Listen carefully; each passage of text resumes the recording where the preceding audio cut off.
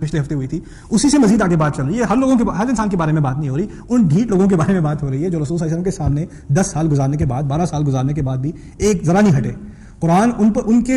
کے گاؤں میں نازل ہو رہا ہے، ان کے سامنے نازل ہو رہا ہے، ان کے واقعات سے متعلق ہے. ہمیں تو پڑھنا پڑتا ہے کون سے واقعے پہ کون سی آیت آئی، ان کے واقعات سے متعلق آیات آ رہی ہیں، ان کی زبان میں آ رہی ہیں، اور ان کو آپ کو تو میری آواز سننے کو ملے گی، کسی قاری کی آواز سننے کو ملے گی، انہیں رسول صلی اللہ علیہ وسلم کی آواز سننے کو ملتی ہے، اس کا بھی فائدہ نہیں اٹھا سکے. ایسے ڈھیٹ تو پھر کچھ نہ کچھ تو ہونا چاہیے ان لوگوں کے ساتھ.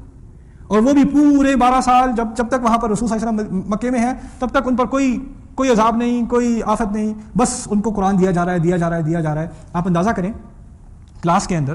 اگر کوئی طالب علم ذرا اچھل رہا ہو زیادہ، خاص کر پاکستان میں، یہاں تو منع ہے، وہ پیچھے بیٹھ کے ذرا پھدک رہا ہے، زیادہ ادھر ادھر بات کر رہا ہے، کیا ہوتا ہے اس کے ساتھ؟ اگر کوئی بہت ہی صابر استاد ہے تو کہتا ہے عبد الکریم بیٹھ جا،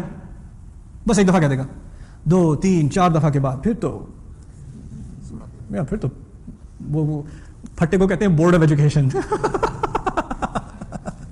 رائٹ، کچھ نہ کچھ تو ہونا ہے. پہلے وہاں ٹھکائی ہونی ہے، پھر گھر جا کے مزید والدین نے ٹھکائی کرنی ہے، کہیں گے یہ نشان کیا